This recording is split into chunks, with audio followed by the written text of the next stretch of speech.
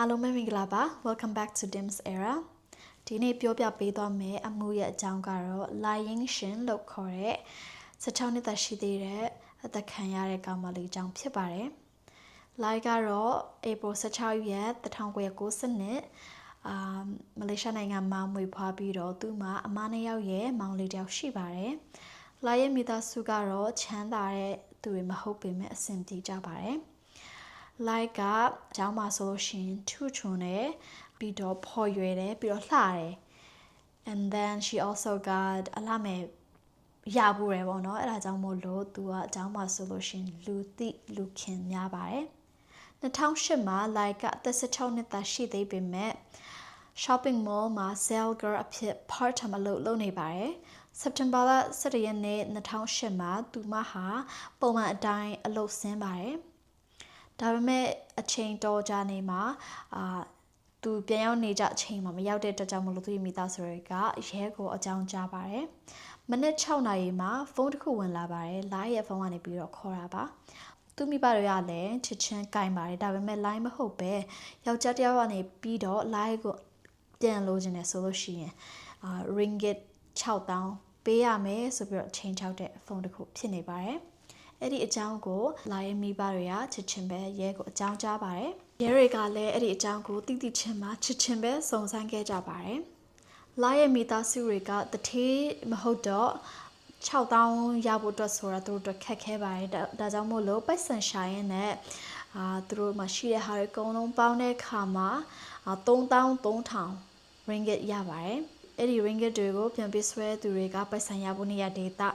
ချင်းတွေကိုပြောကြပါတယ်။အဲ့ဒီအကြောင်းအရာတွေကိုအနေအတိအကျတွေကိုလည်းရဲတွေကိုသူ့ရဲ့မိဘတွေကပြောခဲ့ပါတယ်။ဒါပေမဲ့ငွေလွှဲပြီးချင်းမှာပဲအဲ့ဒီပြန်ပြီးဆွဲသမားတွေကပျောက်ဆုံးသွားတော့ရဲတွေကမဖမ်းမိလိုက်ပါဘူး။ဒါပေမဲ့အဲ့ဒီညမှာပဲမတင်ကားစရာဖြစ်တဲ့ကားနှစ်ခုကိုရဲကဖမ်းသွားပါတယ်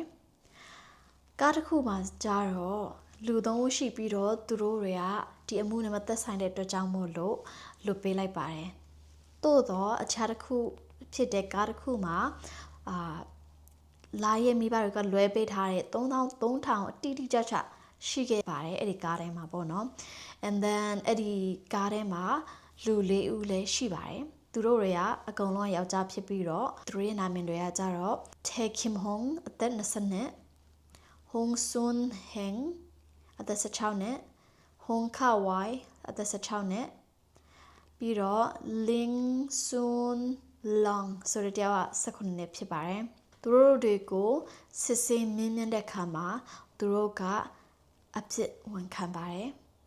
အဲ့ဒီအကြောင်းကဘာလဲဆိုလို့ရှင် Lie ဟာအဲ့ဒီပြန်ပြီးဆွဲသမားတွေကတက်လို့တေဆုံးသွားပြီဖြစ်ကြောင်းရဲတွေကသိရှိပါတယ်ရဲတွေကဒီကိစ္စကိုဒီအကြောင်းကိုတိချင်းမှာပေါ့နော်အလောင်းရှိတဲ့နေရာမှာသွားစစ်ဆေးပါတယ်မိရှုထားတဲ့အလောင်းကိုတွေးရှိကြပါတယ်အလောင်းကိုစစ်ဆေးတဲ့အခါမှာမိရှုလို့သေတာမဟုတ်ဘဲနဲ့အသက်ရှူချက်လို့သေဆုံးခြင်းဖြစ်တယ်ဆိုတာတွေးရှိပါတယ်နိုဝင်ဘာလ24 2008မှာလာရဲ့အလောင်းကိုသူ့ရဲ့မိဘနဲ့အမျိုးတွေနဲ့ကျောင်းဝတငယ်ချင်းတွေကနေပြီးတော့တကြိုကြပါတယ်ဒီအမှုနဲ့ပတ်သက်ပြီးတော့တန်ပေးဖို့တိတိကျကျသိဖို့အတွက်စစ်ဆေးရင်းနဲ့2010မှာတရားရုံးမှာတန်သတ်မှတ်ချက်ချပါတယ်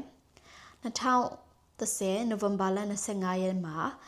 ဝုန်းကဝိုင်ဆိုတဲ့လူဟာရာဇဝတ်မှာပါဝင်တယ်ဆိုတဲ့အကြောင်းသိသိပြန်အထောက်ထားမရှိတဲ့အတွက်ကြောင့်မို့လို့သူလွတ်ပေးခဲ့ပါတယ်